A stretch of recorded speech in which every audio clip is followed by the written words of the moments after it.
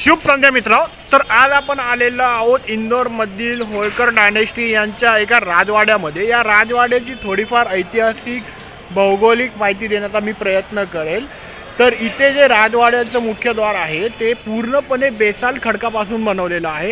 याच्यामध्ये आपण पाहू शकता की जाळी काइंड ऑफ द आर्ट म्हणजे जे बाल्कनी आज आपण बोलतो ही सिस्टम मुघलांकडून आपल्याला आलेली आहे. याला पर्दा सिस्टम बोललं जायचं. म्हणजे पूर्वी असं व्हायचं की बायकांना एक ऑर्थोडॉक्स सोसायटीमार्फत जास्त पॉलिटिकल गोष्टींमध्ये इंटरफिअर न करण्याचा प्रयास असायचा.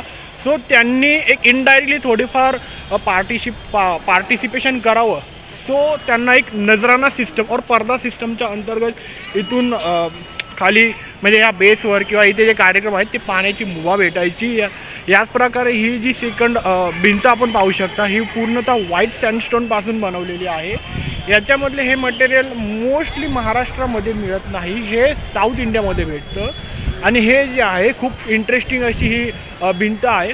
तर ह्या भिंतीचं आपण एक निरीक्षण करू. तर हे जे दोन पिलर लाईक स्ट्रक्चर्स आहेत हे पोर्तुगीजांकडून आपण एक्सेप्ट केलेले आहेत. हे जे सर्व बसलेले आहेत ते बेसाल्ट खडकाच्या ग्राउंडवर बसलेले आहेत आणि हे डोम लाईक आर्किटेक्चर आहे. हे पूर्णतः आपण युरोपियनकडून मोस्टली पोर्तुगीजांकडून एक्सेप्ट केलेलं आहे. त्याचप्रमाणे ही एका देवीची मूर्ती असेल किंवा इथे मराठे सरदारांची जी प्रतिमा बिंबवण्यात आलेली आहे ही सुद्धा आपण एक युरोपियन स्टाईल ऑफ आर्किटेक्चर करून घेण्यात आलेली आहे. आता इंटरेस्टिंग फॅक्ट म्हणजे ही जी आपल्याला म्हणजे एक पिलर दिसत आहे याचं निरीक्षण केलं तर हे असं कळेल की पूर्णतः एक युनिफॉर्मिटी नाही आहे. हे मेटामॉर्फिक रॉकचा एक प्रकार आहे. याच्यामध्ये आपण खाली एक फोलिएशन लिनिएशनचा पॅटर्न बघू शकता. याच्यामध्ये बेसाल्ट आहे, रेड सँडस्टोन आहे, परत बेसाल्ट आहे. तर due to high pressure and टेम्परेचरमुळे आपल्याला असे पिलर्स और असे काइंड ऑफ द रॉक आंध्राच्या एरियामध्ये भेटतात आणि त्याला कार्विंग करून आपण ॲज अ ब्युटिफुल आर्किटेक्चरमध्ये इम्प्लिमेंट केलेलं आहे. नंतर हे जे आहे हे लाकडापासून बनवलेली एक वास्तू आहे. आतमध्ये गेलं आपल्याला असं कळतं की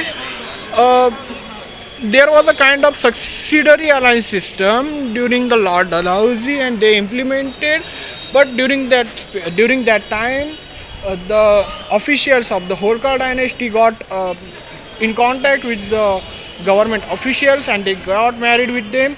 And after we can see the hierarchy over there which the name at last is Prince Harry उर्फ शिवाजी राव. म्हणजे यांनी कुठे ना कुठे आपल्याला अँग्लिसाइज करण्याचा प्रयत्न केलेला आहे, आपला ब्रेन वॉश करण्याचा प्रयत्न केलेला आहे. फोडा आणि राज्य करा, पण असंच करू नका. यांचा ब्रेन वॉश करून फोडा आणि राज्य करा ही कूटनीती ब्रिटिशांनी आपल्याला अपनावलेली आहे.